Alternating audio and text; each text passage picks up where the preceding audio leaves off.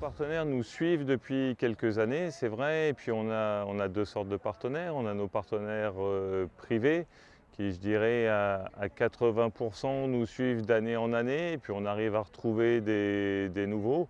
Ça, c'est un petit peu le turnover habituel que nous avons.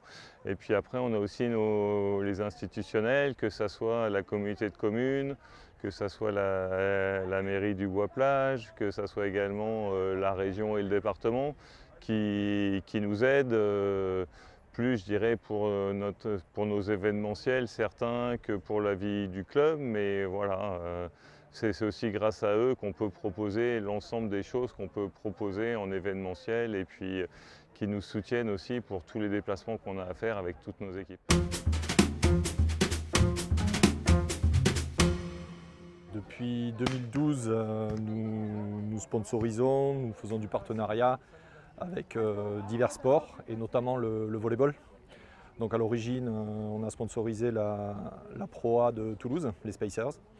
Et ce partenariat s'est arrêté cette saison pour diverses raisons. Et du coup, on s'oriente sur une stratégie de communication un petit peu différente, en s'orientant maintenant sur le beach volley, puisque cette année on reste sur le Ray Beach Club, mais également on sponsorise une paire française, Gauthiera et Youssef Krou, qui sont en train de jouer leur qualification pour les Jeux Olympiques. Donc on va les accompagner également jusqu'aux Jeux Olympiques. Et la saison prochaine, on démarre un troisième partenariat avec le Stade Toulousain. On connaît Loïc, c'est un club très sympathique, très convivial, très familial. Donc on a fait une très bonne année l'année dernière, donc on a dit bon ben voilà, on va les aider un peu. Il y a aussi le fait qu'il y a un pôle espoir qui se crée et que je trouve que c'est très porteur pour l'avenir du beach volley. On a déjà fait une première année. Voilà, avec 18 jeunes de mémoire. Cette année, on va en avoir encore un petit peu plus, avec des gens qui viennent de partout en France. Je ne vais pas dévoiler la sélection, mais il y en aura qui viennent de l'île de la Réunion également. On a d'autres projets là-dessus sur une académie qu'on voudrait développer après le pôle espoir. Voilà, parce que ça sera la deuxième étape qu'on aimerait bien ouvrir en 2024, en septembre 2024. Donc on a encore, je dirais, 15 mois de travail par rapport à ça. Pour l'année prochaine, on va avoir des coachs qui vont arriver également parce cette année on était, je dirais, 3 sur le pôle, plus un qui fait une petite partie du club. Là on va en avoir un de plus, et puis on va avoir des gens qui vont à la fois nous aider dans le coaching et aussi dans le travail, je dirais, administratif et développement des partenaires et de tout ce tissu-là. En fait, on a conservé notre titre chez les filles, on est champion de France pour la deuxième année consécutive chez les filles. Après, chez les garçons, malheureusement, on a eu 2 gros soucis de blessures juste avant, donc les 2 collectifs ont été éliminés en quart de finale. Et puis notre deuxième collectif fille a fini 4e parce que pendant la compétition, on a une fille qui s'est blessée. Et quand on a une fille qui se blesse, surtout c'était une des 2 plus grosses joueuses de l'équipe et sur qui on comptait pour un golden set quand il y avait un match partout. On n'a pas pu défendre notre chance en demi-finale et pour la place 3-4 parce qu'on n'était plus que 3. Donc on aurait pu avoir nos 2 collectifs en finale, malheureusement ça n'a pas été le cas. Donc pour cette année, notre ambition c'est de conserver ce titre-là, surtout qu'il y a la création d'une Champions League européenne.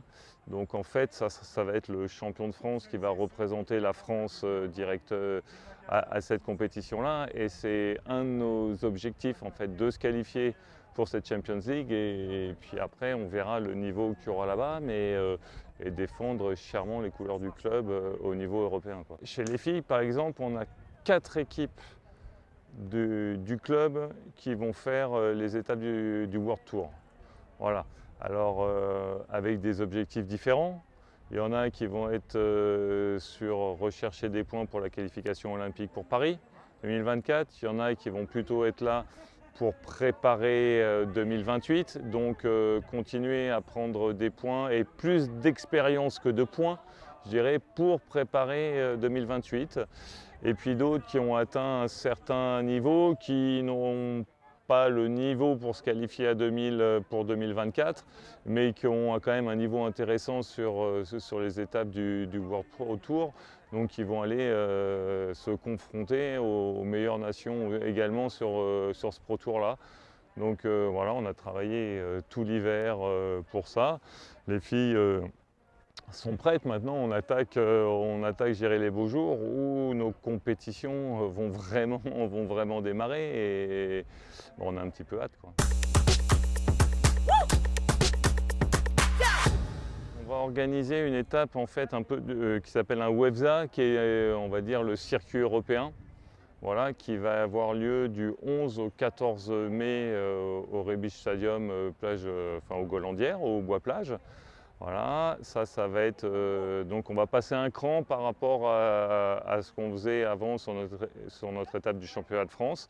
Ça va être assez intéressant. Là, on a vu, on a des Belges, on a des Italiens, des Allemands, des Suisses, des Espagnols. On a des très bonnes équipes françaises parce qu'il y a les champions du monde, pas en titre parce que c'était il y a 2 ans, mais qui l'année dernière ont fini 3e des U22, qui sont français, voilà, Canet-Rotard. On a l'équipe de France numéro 2 féminine qui vient également. Donc c'est aussi intéressant pour nous pour voir que nos équipes, on va pouvoir se confronter également à elles. Donc ça c'est plutôt bien.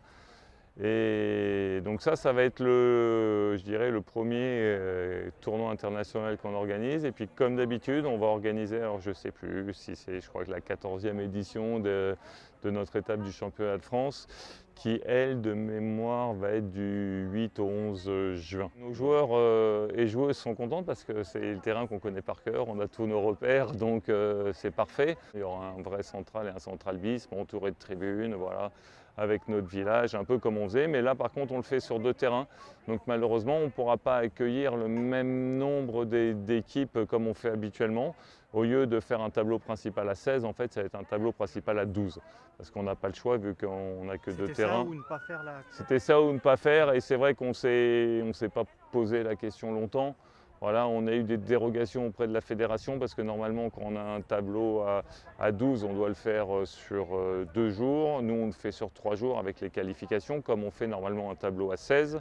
Mais avec 2 terrains ça passait pas. Donc comme ils ne veulent pas du tout que notre étape ne se fasse plus et que les joueurs et joueuses du circuit français également, donc ils nous ont donné l'autorisation de pouvoir faire une étape à 12 sur 3 jours.